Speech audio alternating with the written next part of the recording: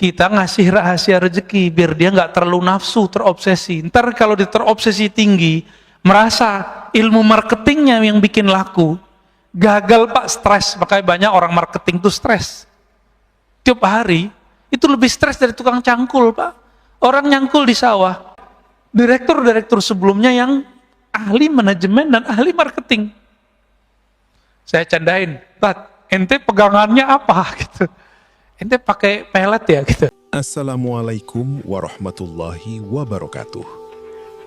Pernahkah kita bertanya, apa ciri-ciri orang yang selalu dikejar rezeki? Bukan hanya tentang banyaknya harta, tetapi tentang bagaimana Allah selalu membukakan jalan dan menghadirkan pertolongan dari arah yang tak disangka-sangka.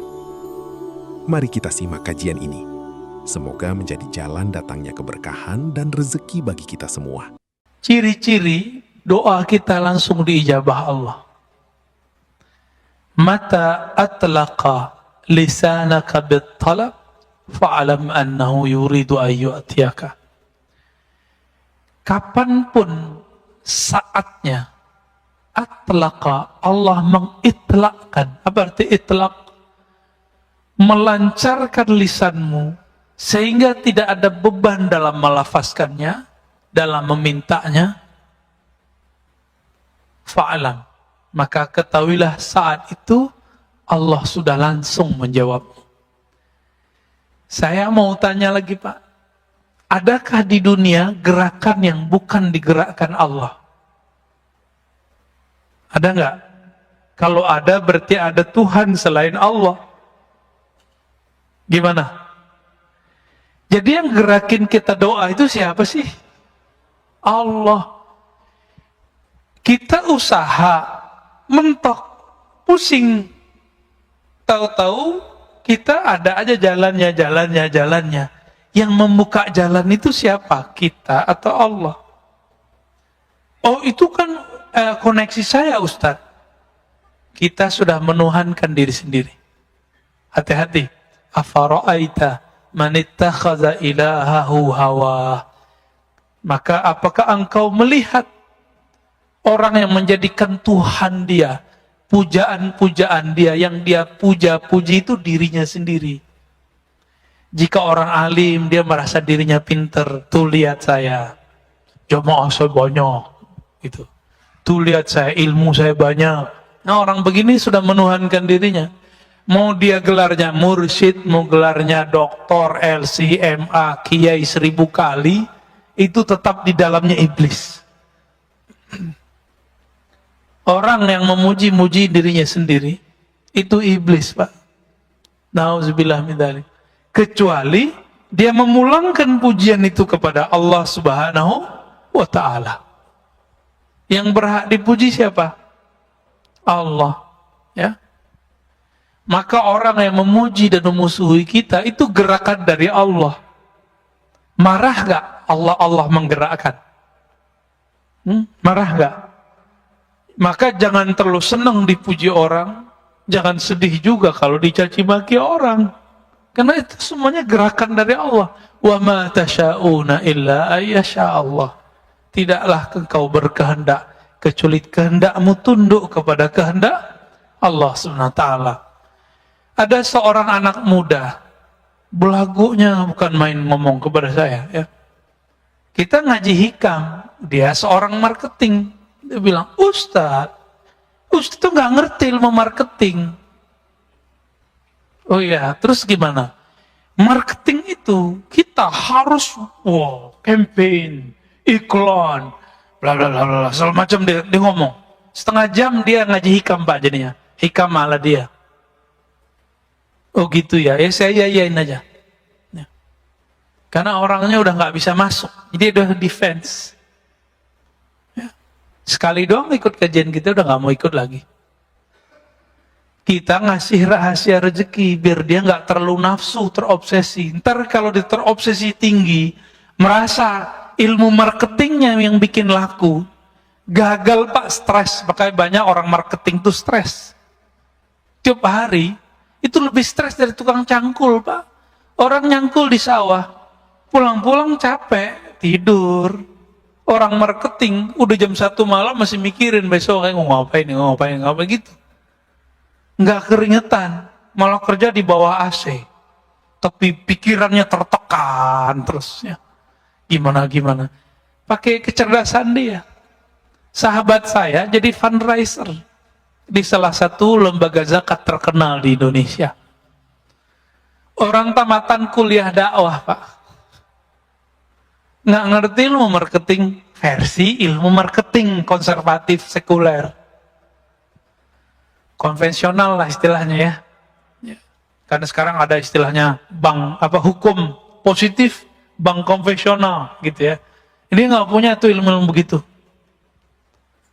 Tapi ketika dia jadi direktur fundraising, kenaikan fundraising itu melewati direktur-direktur sebelumnya yang ahli manajemen dan ahli marketing. Saya candain, Tat, ente pegangannya apa gitu? Ente pakai pelet ya gitu, candain ya Pak. Enggak, saya cuma pakai roti bulhadar, roti bulatos aja Ustaz katanya. Maksud roti bulhadar, roti bulatos isinya apa roti bulhadar, roti bulatos? Yang kita baca tadi. Saat-saat dia merasa butuh memerlukan campur tangan Allah. Itulah marketing paling hebat, Pak. Bapak kalau nggak percaya datang ke Majestic, ya. Ini ada sahabat saya di situ. Dia punya butik dan batik ya. Terus punya food court. Saya tanya, kamu pakai online nggak? Jauh sebelum zaman online begini nih. Enggak, Ustaz, saya online ilallah katanya. Loh maksudnya gimana tuh Mas? Gitu. Saya itu Ustaz punya karyawan 40-an orang. Kami semuanya menghidupkan channel sholat duha katanya. Terus kalau kami doa, orang kan doa, jika ya Allah, jika rezeki kami di langit, turunkanlah, di bumi keluarkanlah, jika jauh dekatkanlah, kan begitu. Kalau kami lebih eksplisit Ustaz, jika di langit ya Allah turunkan ke toko kami. Sebutin Pak tokonya. Jika di bumi maka keluarkanlah, antar ke toko kami. Yang minta sehari itu jadi mereka sip-sipan sholat duhanya. Gantian. Jadi mulai dari jam 8 sampai jam 11 nggak berhenti tuh orang sholat duha. Mirip-mirip seperti ahbab tabligh, kalau mau jauhlah ada ahli zikirnya di pojok masjid. Serius Pak, sama. Lah ini marketing langit ini. Bisa begitu dan ada aja yang datang. Ada yang datang. Dia beli batik 80 juta Pak. Kain doang. Udah robek dikit tuh. Dibeli 80 juta. Kata istrinya, ente bahlul juga ya. Ngapain dibeli begini-ginian? Gitu kira-kira terjemahan bahasa aneh loh ya. Bukan bahasa beliau. Tahu-tahu udah lama dia nggak minat mau dijual. Tapi feelingnya ini sudah ada sahibnya nih, yang bakal jadi tuan. Ini. Ternyata, tiba-tiba ada orang Chinese datang. Dia lagi nyari batik-batik lama yang dulu istilahnya? Ya ditulis oleh moyang-moyangnya dulu. Ketemu berdesir, ditawar Pak, 2 kali lipat, dilepas. Tadi 80, sekarang jadi 160 ya, kurang-kurangan dikit lah. Kenapa? Online ilallah. Orang nggak mau mikirin yang begini.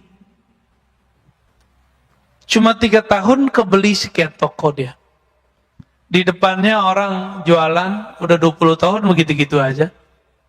Pasti pakai gerobak. Kita nggak ngeremahin siapa-siapa Pak. Ini berbicara marketing langit. Ya. Yaitu, inilah ilmu pengasihan tertinggi. Ilmu jalbur rizq. Apa jalbur rizq? Kan orang-orang usaha ini nyari-nyari itu kemana-mana. Antum gak usah kemana-mana, nyarinya ada di kamar kita, ada di atas sajadah kita. Jadi yang usaha, nih, nggak usah ijazah-ijazahan antum, nggak usah datang ke kiai mana. Kiainya nggak musyrik, antumnya yang musyrik. Ya, ntar dikasih raja-raja, dikasih minum-minum yang ada raja, ntar banyak lagi jin dalam badan kita kan. Ntar dikasih apa? Simbol-simbol jimat. Dianya nggak musyrik karena dia tahu ini cuma simbol aja. Tapi antum jadi musyrik karena kemudian menduakan itu. Ilmu ini ada Pak, ilmu fiqh namanya. Imam Ghazali pakar ilmu itu dan beliau ahli tauhid. Beliau tahu mana yang tauhid, mana yang tidak tauhid. Cuma yang nggak ngerti bilang itu syirik kan. Dia lupa imamnya Ibnu Taimiyah, imamnya Ibnu Qayyim itu ngerti ilmu ini. Dan Ibnu Qayyim membolehkannya dalam kitab Tibbun Nabawi, menganggapnya sebagai tib nabawi. Tapi dia hilangkan istilah wifq. Jimat nggak ada istilahnya. Istilahnya diganti dengan kaf al-kitabah. Cari Tibbun Nabawi antum kalau nggak percaya lihat di kitab itu. Sudah ada terjemahannya kan? Bab kitabah, tulisan gitu judulnya. Malas baca sih ya, dari dulu aneh udah sampein soalnya. Jadi kadang-kadang kita makan dulu masih mahasiswa, makan, masuk warteg, masuk rumah makan fulan, masuk resto. Saya tuh nggak nyaman Pak kadang. Karena tiba-tiba saya mata itu liar aja ngeliat sudut mana, ternyata di situ ada raja. Ternyata di ujung mana ada jimat. Nah itu bikin gak nyaman tuh makan di situ. Ya. Maka teman-teman praktisi hikmah pun tolong ajari kliennya, muridnya, santrinya tauhid, baru diajarin itu wifi. Kalau enggak usah deh. Ntar jadi musyrik ntar ya. Ajarin ini aja nih ya, sholat duha. Ya, sholat duha. Saya punya guru nih terakhir ya, sebelum tanya jawab. Ada tanya jawab Pak Mirwan? Ada ya? Guru saya dari remaja, umur belasan tahun gak pernah ninggalin duha Pak. Itu kalau pagi-pagi beliau beli telur atau beli makanan untuk anak-anaknya, kalau belanja di toko kelontong, itu toko itu laku sampai malam Pak. Kenapa? Berkah sholat dia. Dimanapun dia jalan, diberkahi Allah. Ada dalilnya nggak tuh? Musyrik nggak tuh? Baca kitab biar nggak jadi musyrik. Dalam kitab Ibnu Mubarak, kitab Az-Zuhud disebutkan bahwa jika ada seorang yang berzikir atau yang berjalan ke majelis ilmu atau berjalan ke masjid Allah, itu bongkahan bumi, debu-debu yang kita injak, dia berkata, wahai tanah di sampingku, saksikan aku diinjak oleh hamba Allah. Senang dia Pak. Jadi kalau dibalik gimana? Kalau kita maksiat di bumi Allah, itu bumi ngutuk-ngutuk kita Pak. Oi cepetan pergi gitu. Semoga kamu ketahuan. Kita ketakutan kalau kita maksiat Pak. Allahumma sholli ala nabiyina Muhammad. Di dalam Al-Quran surat Ali Imran sebagai ayat pamungkas daripada hikam ini, Allah Subhanahu wa taala berfirman, "Wa laqad nasarakumullah bi Badrin wa antum adillah." Sungguh Allah telah membantu kalian bi Badrin saat perang Badar. Pakai bi Pak, bukan pakai fi. Ini campur tangan Allah ini lebih dahsyat. Ini yang ngerti ilmu balaghah, ini faham maksud bi di situ. Wa antum adillah. Saat itu kamu merasa hina, merasa lemah, merasa butuh bantuan Allah Subhanahu wa taala. Maka jika berdoa, berdoalah dengan rasa hina. Jika berzikir, berzikirlah dengan merasa rendah diri kepada Allah Subhanahu wa taala. Baik, kira-kira gitu Bapak Saudara Mukan Allah. Kalau ada yang mau didiskusikan, mau ditanyakan, tafadhol. Gimana Pak Mirwan? mantan COVID, alumni COVID. Emang COVID ada kan, Pak? Ada. Aneh kan pernah ngerasain. Soalnya teman-teman kita masih ada yang belum percaya, ya.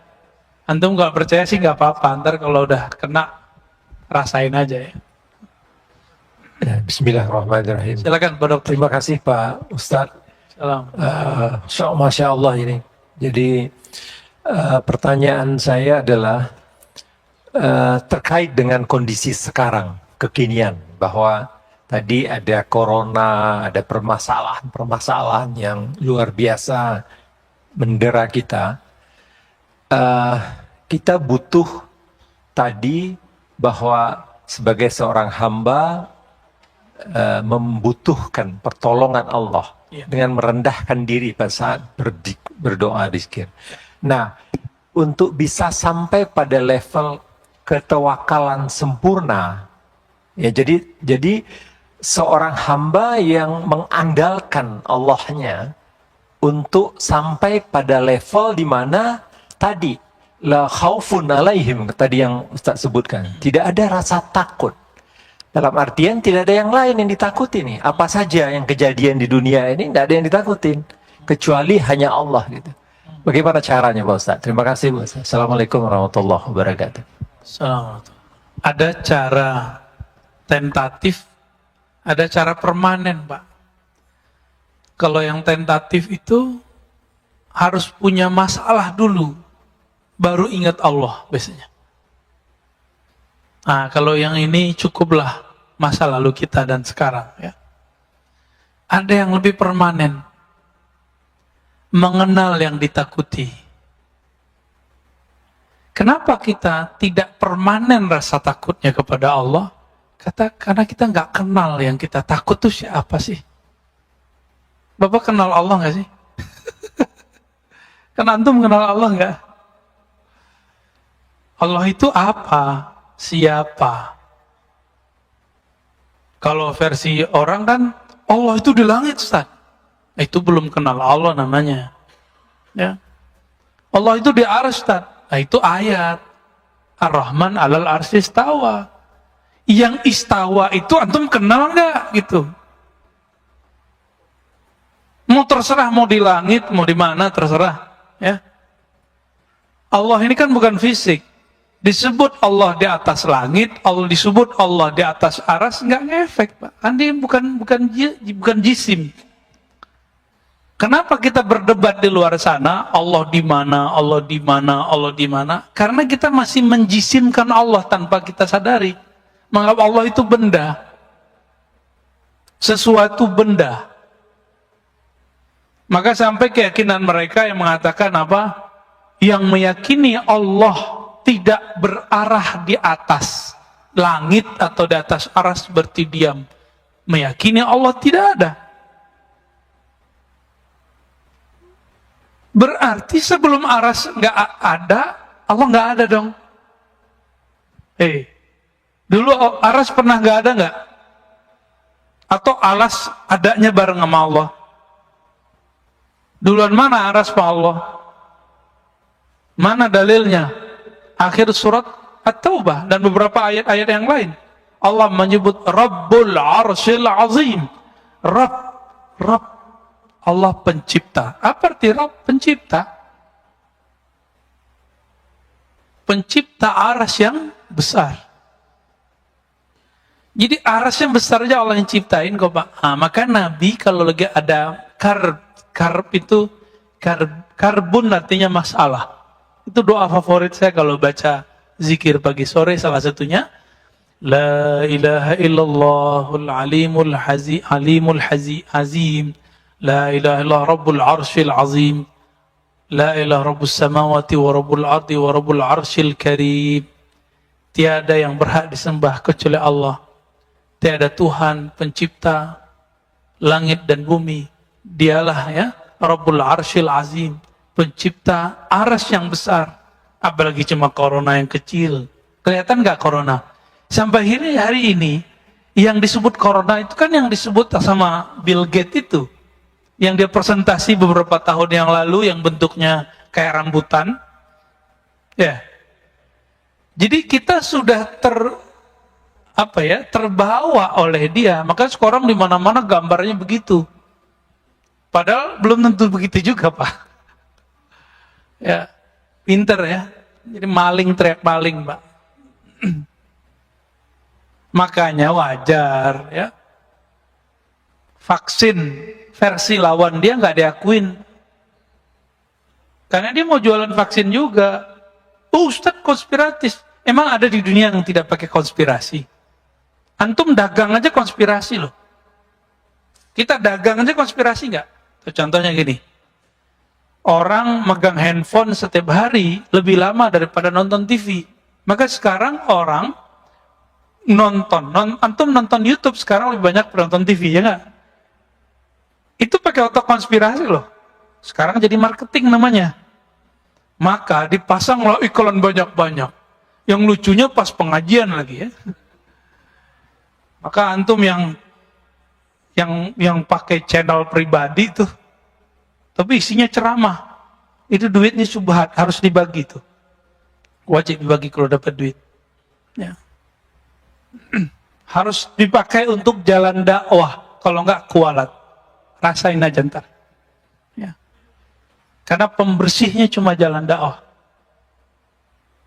Jadi antum yang punya tabungan-tabungan samar-samar, nggak usah khawatir, pakai di jalan dakwah. Tapi jalan dakwahnya jangan salah dakwah. Ntar dakwah-dakwah teroris lagi yang dibantu. Ya. Jadi apa yang harus kita lakukan? Ma'rifatul ma'bud, mengenal yang kita anggap kita takut itu. Bapak karena kenal istri, maka cintanya permanen, Pak. Walaupun istri sudah ubanan, benar nggak, Pak? Bapak kan ubanan soalnya. Saya ngeliat rambut Bapak aja. Tetap cinta kepada istri. Kenapa? Saya kenal dia semenjak dia belum ubanan gitu. Ada orang cantik bukan main, tapi ketus. Bapak seneng nggak? Jadi cantik fisik itu dia cuma enak di mata. Pas ngomong nggak enak di telinga, maka dia nggak cantik lagi. Cantik-cantik kok ketus. Nah, itu cara kita membatalkan kecantikan dia. Apalagi nyebelin, apalagi matre. Oh, capek lagut ya.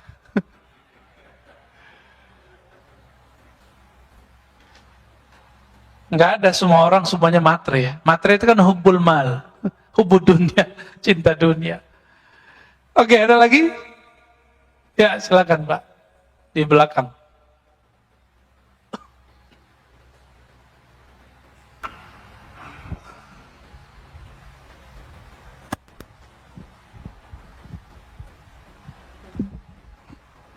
Bismillahirrahmanirrahim. Terima kasih Ustaz waktunya.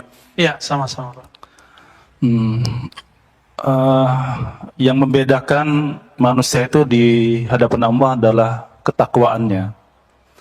Kita sering mendengar bahwa dalam hadis yang populer, dalam diri manusia itu adalah segumpal daging. Jika daging itu baik, maka semuanya akan menjadi baik. Betul. Nah, kalau sudah demikian, maka dari strata yang bawah itu bisa menjadi lebih dicintai Allah daripada pribadi yang punya strata yang lebih tinggi karena ketakwaannya. Nah, bagaimana cara kita mengintegrasi amal, ilmu, dan iman supaya kita menjadi kepribadian yang dicintai oleh dan diutamakan oleh Allah Subhanahu wa taala. Dan apa yang menyebabkan daripada ketiga integrasi ini yang mudah sekali copot, mudah sekali luntur, mudah sekali kalah dalam kita mencapai keridhaan Allah Subhanahu wa taala. Terima kasih. Wassalamualaikum warahmatullahi wabarakatuh. Assalamualaikum warahmatullahi wabarakatuh.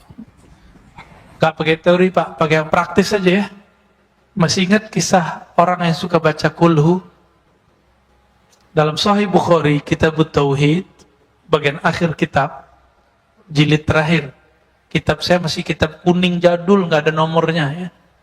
Kitab Tauhid, Darul Fikr yang lama. Di situ disebutkan bahwa ada seseorang pemimpin perang setiap kali mimpin sholat, selesai satu ayat, dia tutup dengan kulhu. Bahkan beberapa rakaat itu cuma kulhu. Kulhu Allahu ahad, Allahus samad. Sampai akhir. Akhirnya bikin yang di belakang bertanya-tanya, emang gak ada ayat lain? Kira-kira gitu ya. Kenapa sih ini orang bacanya ayatnya itu aja? Al-Ikhlas mulu.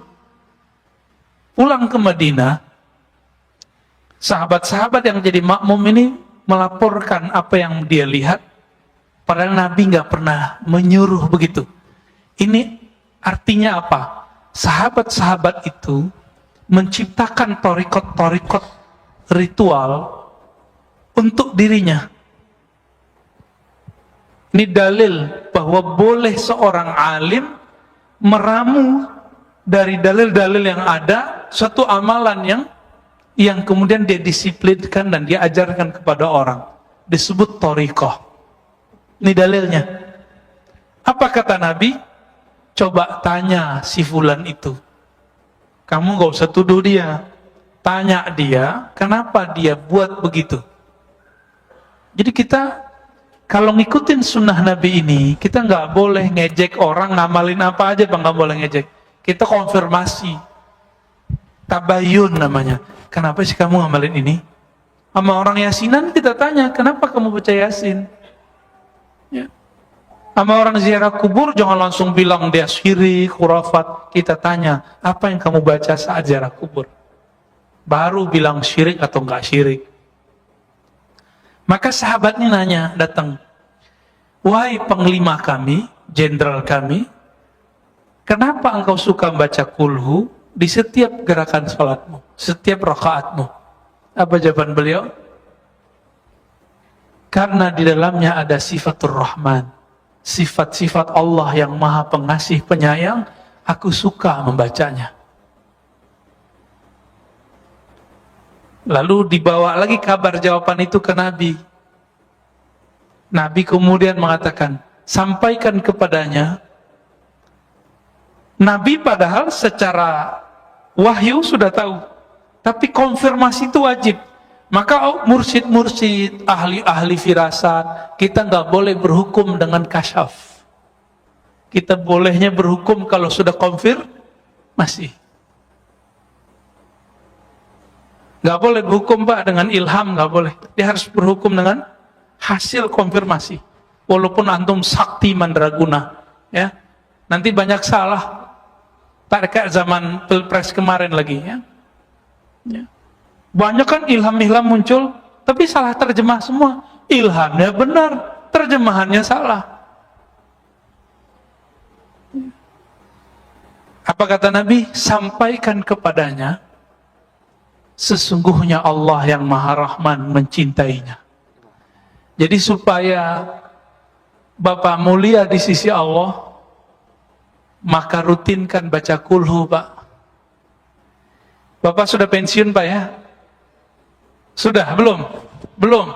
Ya udah, musim libur Sabtu Minggu dan WFH, jangan kurang baca kulhu setiap sholat. Itu salah satu amalan Rasul sallallahu alaihi wasallam dalam hadis ini jarang diketahui orang. Nabi itu habis sholat nggak hanya subhanallah 33, alhamdulillah 33. Nabi itu setelah sholat kadang-kadang beliau menambahkan kulhu qul a'udzu birabbil nas. Kalau bisa 11 Pak habis sholat. Ini hari Sabtu nih, ya. Hari Sabtu. Bisa nggak ngamalin ba'da sholat 5 waktu 11? Ustadz angkanya dari mana? Udah ikutin aja. 11 itu menunjukkan banyak, diulang-ulang nggak? Seperti sahabat itu ngulang-ulang, kita ulang kisah itu kembali. Ini thariqat, namanya thariqat Al-Ikhlas. Sanadnya langsung ke Imam Bukhari. Imam Bukhari langsung ke sahabat Nabi dan langsung di-ACC Rasulullah. Ketahuilah wahai sahabat, engkau dicintai oleh Allah. Itulah pengangkatan kewalian. Jadi teman-teman, wali itu diangkat, itulah wisuda kewalian. Jadi bukan wisuda-wisuda yang seperti antum bayangkan itu. Itu pengangkatannya begitu. Jadi sahabat-sahabat itu diangkat sama Allah, diangkat Rasulullah. Tinggi itu Pak makomnya. Tinggi nggak tuh makomnya? Tinggi. Bisa nggak diulang? Bisa.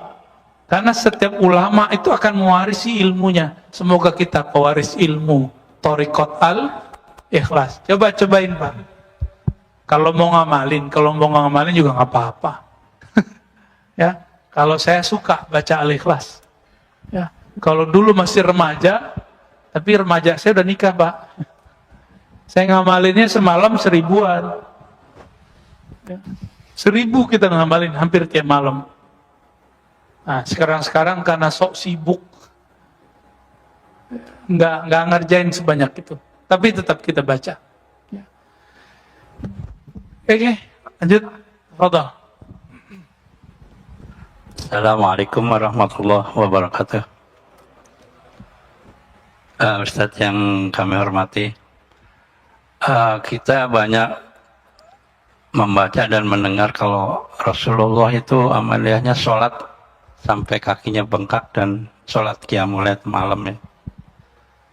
Dan para aulia juga banyak kisah-kisah beliau itu sholat malam dari pakai wudhu isya sampai.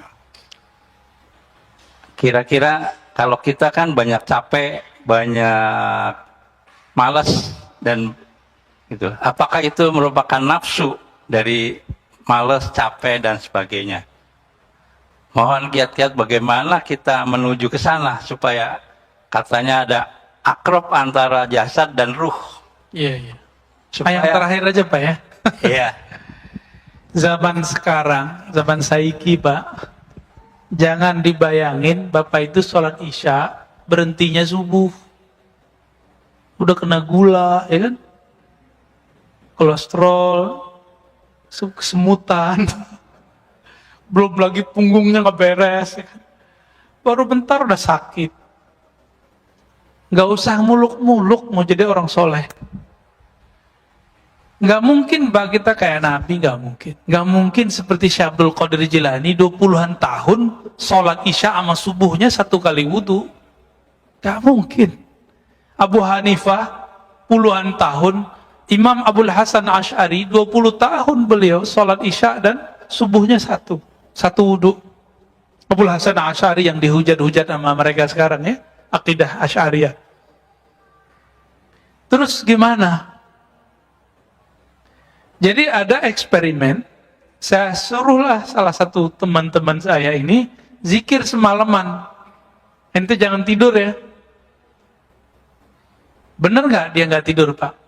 Nggak ada. Baru baca zikir 5 kali ngorok.